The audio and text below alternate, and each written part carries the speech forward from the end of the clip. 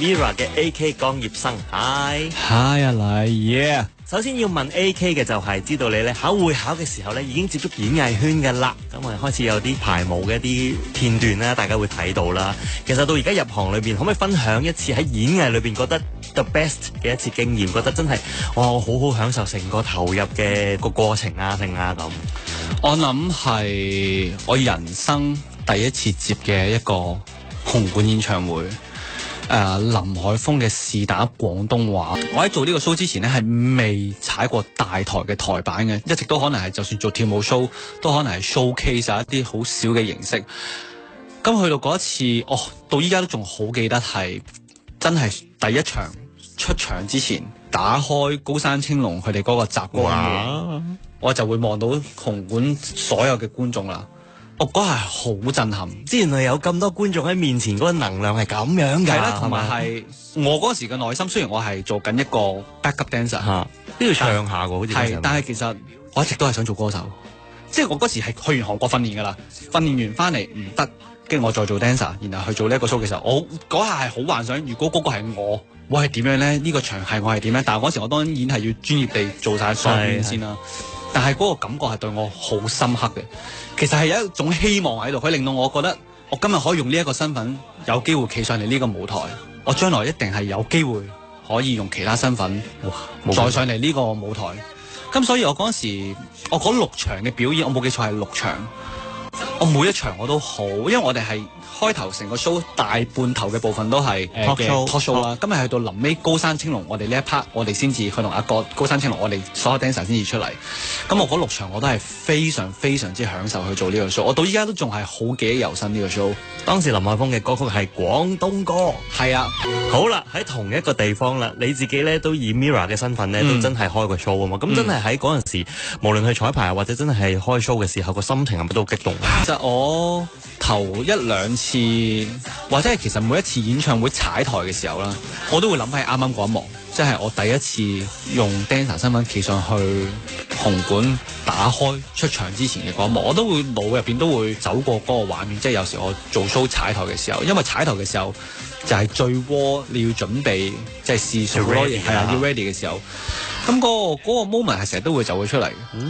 所以咧每次做 show 可能無論咩場地都好，就係嗰一下㗎啦。即係一開道門有啲光，見到觀眾，見到歡呼聲，由而家去踏上舞台都係咁樣。我覺得呢一個係初心啊，都同埋係我覺得咧係表演最 best 嘅其中一個 moment 咯。因為我覺得嗰一個上台之前嘅嗰個 moment 係好多其他嘅表演都俾唔到你。即係可能我依家去拍戲拍劇之前係唔會有呢個上台之前嘅感覺，雖然你都會有緊張，可能你會有好多其他拍攝上嘅難關你要去處理，但係同你真係上台板出到去就會望到觀眾嘅嗰個內心嘅嗰個腎上腺素嘅驚又好啦，緊張又好啦，興奮又好啦，嗰個心情係完全唔同。我想問 AK 咧，作為自己 solo 嘅時候，覺得一個企上舞台或者唱邊首歌最展現到自己 the best 最佳嘅一面呢？我覺得咁耐以嚟，如果係最表現到我自己嘅一首歌嘅話，我覺得係黑字呼吸。即係我覺得上到去我唱呢一首歌嘅時候，大家喺嗰一個 moment 一定係會感受到最真實嘅 AK 咯。即係我唔係話我其他歌表達唔到我，但係我自己同黑之呼吸呢隻歌嘅嗰個連結本身係特別深啦。所以我覺得我自己唱呢隻歌嘅時候，我自己嘅嗰個狀態同埋演繹嗰個情緒都係最真。喺唔同嘅自己個人作品咧，可以試多啲唔同嘅類型嘅歌啦。例如最新我哋啱啱有聽到 Love Is On The Way， 咁你都話即係 tribute to 自己好中意嗰種風格或者 MJ style 嘅。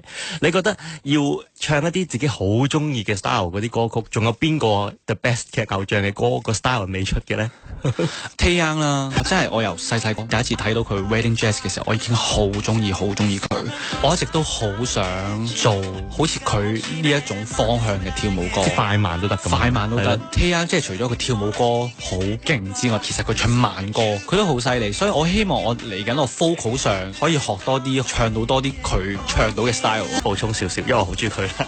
我知佢最犀利就係咧，佢一個人喺舞台都可以，無論啲咩場合，唔使好多 dancers 都可以帶到嗰個能量俾大家。即係呢個都真係要，唔知一出場嘅時候係咪就係正如阿 AK 所講，打開道門見到啲光，見到觀眾就會撻着自己嘅引擎嗰個感覺。上一次佢嚟香港啦，係啊，我哋一齊睇啦。咁我嗰下睇咧，其實我自己覺得嗰陣時我已經入咗行啦，因為我對上一次睇佢嘅時候咧，我係未入行嘅。咁啊，佢哋自己 band 呢段時間，佢又靜咗好耐，咁啊再翻嚟睇，我自己其實睇佢覺得哇，其實佢狀態比起我以前細個睇佢，其實仲勁咗。即係我覺得佢其中一個好睇嘅特質就係，佢一聽到音樂，佢由心而發地去跟住個音樂跳。佢有時未必跳好大動作，但係你就會見到佢係好 into 喺成個 show 嗰度，我就覺得好多嘢激動啊！係啊，我真係睇到其實佢嘅 production 做得好好啊，佢啲嘢做得好靚，佢點樣一個人處理咁多唱跳嘅嘢？我好記得佢有一隻歌，佢唱翻 Where You At，佢唱之前唱完之後咧就講話，哇！佢自己都好耐冇唱呢隻歌，因為呢隻歌都真係攰啊！佢都話係係一把年紀啦，真係少咗唱。